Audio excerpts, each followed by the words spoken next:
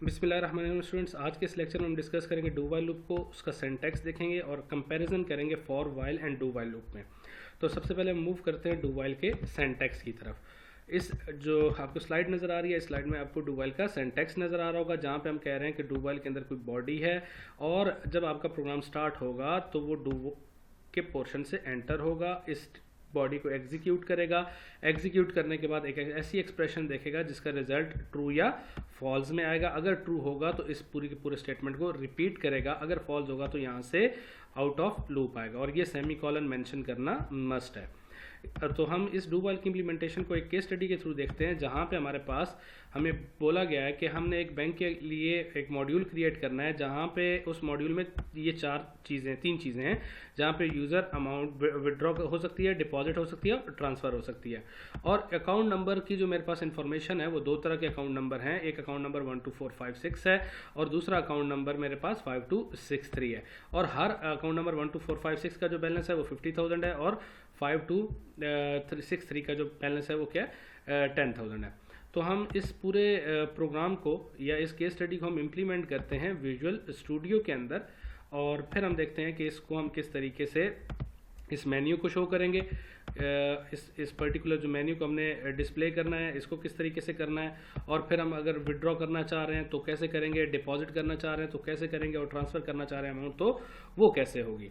तो ये case study, ये सिनेरियो आपके जहन में होना चाहिए। और ये मैं जो पोर्शन है इसको मैं कॉपी करता हूँ और इसको इस पर्टिकुलर पोर्शन को हम विजुअल स्टूडियो में पेस्ट कर देते हैं, ताकि हमें इन्फॉर्मेशन हो कि हमारे पास जो डाटा है वो किस तरह का मौजूद है। यानी हमारा डाटा कौन सा है, सिर्फ दो अकाउंट नंबर 12456। ये मैंने वैसे आपको समझाने के लिए दो अकाउंट नंबर यहाँ पे मेंशन किया और बैलेंस भी मैंने आपको समझाने के लिए कि एक में इतना पड़ा हुआ और दूसरे में इतना पड़ा हुआ। जब हम विड्रॉ करेंगे, डिपॉजिट करेंगे, ट्रांसफ़र करेंगे तो क्या क्या चीज़ें हमें रिक्वायर होंगी, इसको हम देखते हैं विजुअल स्टूडियो के अंदर। तो आई होप कि ये स्केच आपके जहन में क्लियर हो गया होगा कि हम करने क्या जा रहे हैं। स्टूडेंट्स, हमारे पास अकाउंट नंबर 12456 है जिसमें बैलेंस क्या मौजूद है 50,000। इसी तरह अकाउंट नंबर मेरे पास 5263 है जिसमें बैलेंस क्या मौजूद है 10,000। तो मैं सबसे पहले कुछ वेरिएबल्स बना लेता हूँ इंट अकाउंट 1 के नाम से, और जिसमें मेरे पास क्या 12456 है, और दूसरा मैं अकाउंट बनाता हूँ अकाउंट 2 के नाम से जिसका नंबर है 5263। इसी तरीके से मैं एक वेरिएबल बना रहा हूँ बैलेंस 1 के नाम से, जो अकाउंट नंबर में बैलेंस होगा। और फिर हम बात कर रहे हैं कि ये जो अकाउंट बैलेंस है वो क्या था 50,000, जो हमारे पास डाटा प्रोवाइडेड था। इसी तरह मैं अकाउंट नंबर 2 के बैलेंस की बात करूँगा तो इसको मैं बैलेंस 2 कह रहा हूँ, बैलेंस 2। और हम कहते हैं इसमें जो बैलेंस पड़ा हुआ वो 10,000 पड़ा हुआ है, कुछ इस तरीके से। अब हमने एक मेन्यू देखा था कि हमने एक मेन्यू डिस्प्ले करना है, तो उस मेन्यू के लिए सबसे पहले मैं डू वाइल लूप का इस्तेमाल कर रहा हूँ। यहाँ पे मैंने ट्रू लिखा है, इसको मैं अभी चेंज करूँगा थोड़ी देर बाद। तो सबसे पहले मेरे पास क्या था कि मुझे प्रेस करना है W अमाउंट को विदड्रॉ करने के लिए। ठीक हो गया, तो ये हमारे पास रिक्वायरमेंट थी। अब इस अमाउंट को विड्रॉ करने के लिए मुझे ये काम करना है, डिपॉजिट के लिए भी करना पड़ेगा, ट्रांसफ़र के लिए भी करना पड़ेगा। तो D फॉर डिपॉजिट, इसी तरीके से T या capital T for transfer, E या कैपिटल E फॉर एग्ज़िट। तो यहाँ पे मुझे क्या करना था, एग्ज़िट करना था और यहाँ पे ऊपर ट्रांसफ़र करना था, एग्ज़िट, यहाँ पे ट्रांसफ़र और यहाँ पे डिपॉजिट। अब स्टूडेंट, ये तो एक मेन्यू डिस्प्ले हो जाएगा और ये मेन्यू डिस्प्ले करने के बाद मुझे यूज़र से भी चॉइस लेनी पड़ेगी कि वो क्या करना चाह रहा है। तो इस पर्पज़ के लिए मैं यहाँ पे एक वेरिएबल क्रिएट कर रहा हूँ 4 यूज़र चॉइस क्या थी, और यूज़र चॉइस के बाद हम यहाँ पे इनपुट लेंगे कि आखिर ये इनपुट है क्या। अब अगर मैं इस केस की बात करूँ तो इस केस में अभी तक जो मेरे पास स्केच नज़र आ रहा है उसमें लूप कभी टर्मिनेट नहीं होगा, क्योंकि यहाँ पे मेरे पास क्या पोर्शन आ रहा है, वाइल ट्रू नज़र आ रहा है मुझे यहाँ पे। तो वाइल ट्रू के अगेंस्ट मेरे पास लूप कभी टर्मिनेट नहीं हो रहा। तो हम इसको देखते हैं स्टूडेंट्स के यहाँ पे मुझे क्या लिखना चाहिए था। आपको यहाँ पे मेंशन करना चाहिए जब तक यूज़र की चॉइस बराबर नहीं है किसके, लोअर केस में ई के, या आपके पास एंड वो आपके पास अपर केस का ई भी नहीं, यानी जब तक ये दोनों बातें दुरुस्त रहेंगी, यानी एक चॉइस होगी ना मेरे पास, या उसमें कैपिटल ई आ सकता है या उसमें लोअर केस में। अगर उसमें कैपिटल ई आ गया तो ये वाली बात फॉल्स हो जाएगी, ऑटोमेटिकली लूप आपका क्या हो जाएगा, टर्मिनेट, क्योंकि एंड के केस में दोनों का ट्रू होना लाजमी है। अब हम बात करते हैं कि अगर यूज़र चॉइस में आपके पास कुछ ऑप्शंस आ रहे हैं, वो क्या ऑप्शन है कि अगर यूज़र चॉइस में आपके पास आ जाता है W, तो इसका मतलब है आप अमाउंट को विड्रॉ करने जा रहे हैं। तो स्टूडेंट्स, जब भी आप अमाउंट को विड्रॉ करेंगे, अगर मैं एक सिस्टम बना रहा हूँ तो उस सिस्टम में मुझे अकाउंट नंबर की इंफॉर्मेशन प्रोवाइड करनी पड़ेगी। मैं कितनी अकाउंट, कौन से अकाउंट में से यानी मैं अकाउंट नंबर 1 में से विड्रॉ करना चाह रहा हूँ या अकाउंट नंबर 2 में से। तो इस पर्पज़ के लिए मुझे एक इनपुट लेनी पड़ेगी जिसे मैं कहता हूँ इंट अकाउंट नम, जिससे मुझे विड्रॉ करवाना है। तो फिर साथ ही मैं कह देता हूँ मुझे अमाउंट की भी इंफॉर्मेशन चाहिए कि मुझे कितनी अमाउंट विड्रॉ करानी है। विड्रॉ मतलब मैं पैसे निकलवाने जा रहा हूँ, इसका मतलब है जब मैं पैसे निकलवाऊंगा तो मेरा करंट बैलेंस है वो क्या होगा, कम होगा। तो मैं यहाँ पे यूज़र को कहता हूँ सी आउट एंटर अकाउंट नंबर, यानी विड्रॉ करने के लिए, विड्रॉ तो मैंने सिलेक्ट कर लिया, तो अब हम अकाउंट नंबर एंटर करते हैं, सी इन अकाउंट नंबर। तो अब ये अकाउंट नंबर, स्टूडेंट पॉसिबिलिटी है कि ये अकाउंट नंबर बराबर होगा अकाउंट 1 के, पॉसिबिलिटी है। अगर पॉसिबिलिटी ये भी है कि आपके पास ये अकाउंट नंबर आपके पास बराबर हो सकता है अकाउंट 2 के, और अगली पॉसिबिलिटी क्या है कि ये अकाउंट नंबर मेरे पास बराबर नहीं हो सकता। अगर बराबर नहीं है तो मैं क्या कह रहा हूँ स्टूडेंट्स कि ये जो मेरा अकाउंट नंबर है this is invalid account number. अब मैंने यहाँ पे करली ब्रैकेट्स इसलिए नहीं लगाई एल्स के साथ क्योंकि इसका मेरे एक स्टेटमेंट है और बाकियों के साथ मैं मल्टीपल स्टेटमेंट लिखूंगा। तो मेरे पास कुछ स्टेटमेंट यूँ आ गए। अब यहाँ पे मैं अकाउंट नंबर तो मैच हो गया, तो अब मैं अमाउंट पूछूंगा कितनी अमाउंट विड्रॉ करानी है, सी आउट एंटर अमाउंट। तो अमाउंट हम ले लेते हैं इनपुट में, सी इन अमाउंट।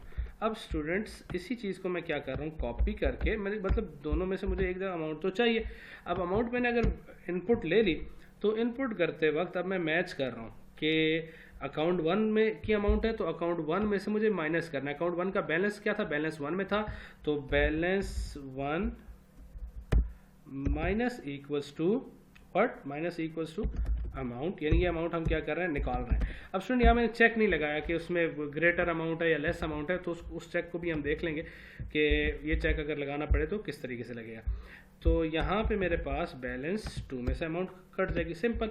और डिपॉजिट करने जब मैं जाऊँगा तो डिपॉजिट और विड्रॉ में सिर्फ फ़र्क क्या है कि डिपॉजिट करते वक्त अब अमाउंट ऐड करते हैं और विड्रॉ करते वक्त अब क्या करते हैं, माइनस करते हैं।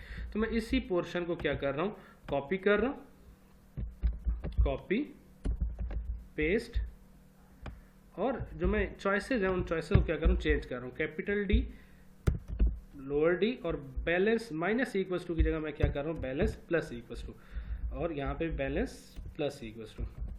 अब स्टूडेंट्स दो पॉसिबिलिटीज़ मेरे पास आ गई यहाँ पे कि जब मैं अमाउंट ट्रांसफ़र करूँगा तो मुझे दो चीज़ें चाहिए होंगी, कौन कौन सी, जहाँ से ट्रांसफ़र हो रही है और जहाँ पे ट्रांसफ़र हो रही है। तो user choice double equals to lower case में टी, या आपके पास user choice double equals to upper case में टी।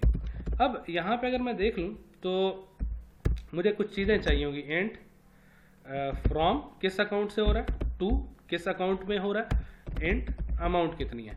सिंपल सी बात है कि मैं यहाँ से यूज़र से पूछूंगा एंटर फ्रॉम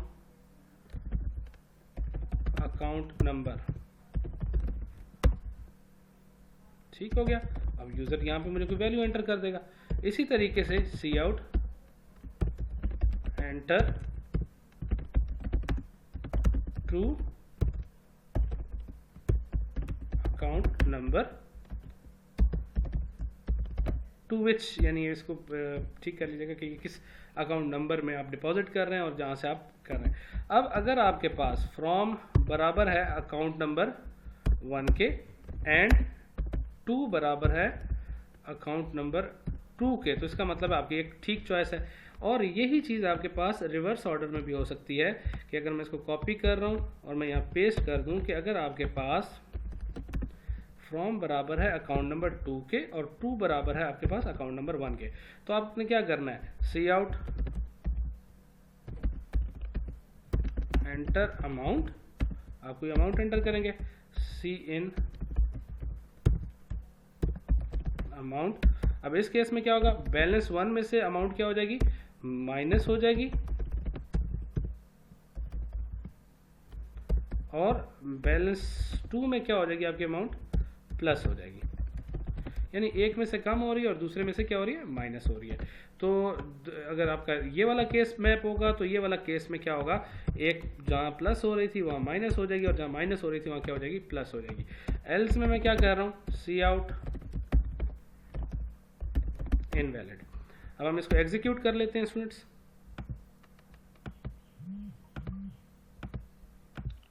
ये हमारे पास वो मेन्यू आ गया जहाँ से मुझे इनपुट करनी है। अब लेट से मैं एंटर करता हूँ W, तो ये मुझसे पूछेगा अकाउंट नंबर जहाँ मुझे विड्रॉ करवाना है।